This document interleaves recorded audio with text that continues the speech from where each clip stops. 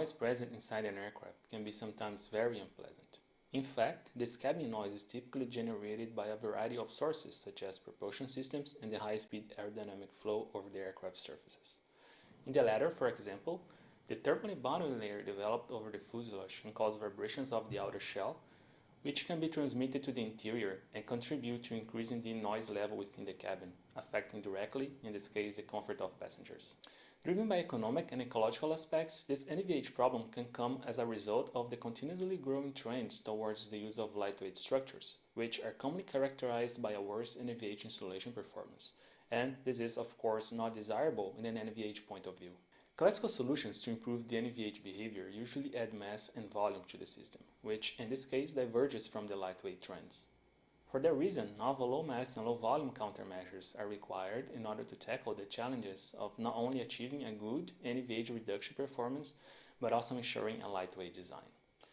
Recently, vibro-acoustic locally resonant metamaterials have attracted the attention and proven to hold great potential to combine a lightweight design and good NVH behavior.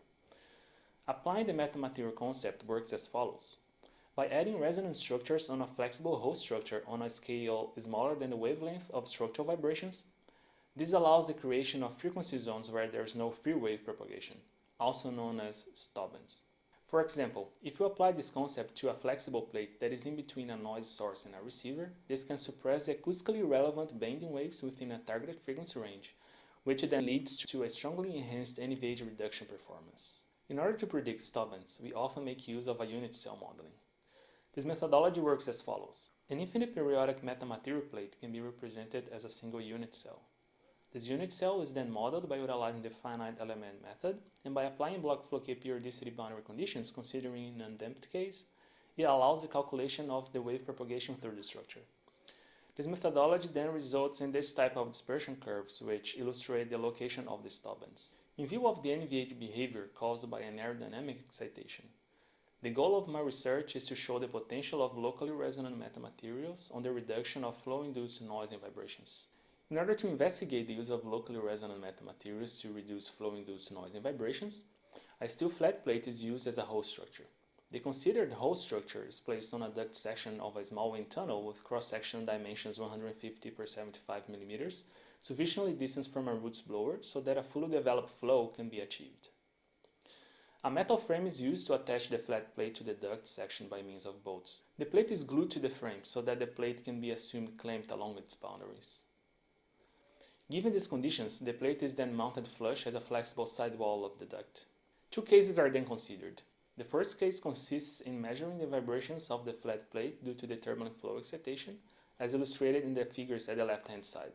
The second case consists in installing an acoustic hard-walled cavity on top of the flat plate and measuring the sound pressure levels inside this cavity to assess the noise radiation due to the vibrations of the flat plate. In these measurements, the flat plate is then treated with metamaterials and a comparison is made for the system's response for the case with and without metamaterials. A metamaterial solution was then designed and realized to target a frequency range around 770 Hz and consists in cantilever beam resonators made of plexiglass. As can be seen, a stop band is predicted to open around the targeted frequency range. In order to compare the metamaterial solution to a classical solution, which usually involves the addition of mass and damping, an equivalent mass block with no resonant behavior within the targeted frequency range is used. This graph here illustrates the vibrational responses of the flat plate in PSD velocity. The blue curve represents the response of the flat plate with no treatment, and the black vertical line is the predicted stop band limits. When equivalent mass blocks are added to the structure, an improvement is barely noticed around the target frequency range. However, when resonators are added to the plate on a sub-wavelength scale, a zone of pronounced vibration attenuation is obtained around the frequency range of interest. Similarly, these results illustrate the sound pressure levels inside the backing cavity for the coupled cavity-backed plate. Here you can see that around the stop band region, a strong improvement is obtained for the metamaterial case, which led to a 16 dB reduction of the first acoustic driven mode of the cavity, thus outperforming the equivalent mass case. In this video, I showed you the potential of locally resonant metamaterials to improve the NVH behavior of systems under turbulent flow excitation. As seen, by applying the metamaterial concept to a flat plate strongly reduces the system's vibrations around the frequency range of interest. In addition, the Metamaterial solution was able to reduce the noise radiation by a turbulent flow excited panel into a cavity. These results can then serve as a proof of concept and a first indication that a metamaterial solution might work in applications such as for reducing the cabin noise due to the NVH behavior caused by an aerodynamic excitation.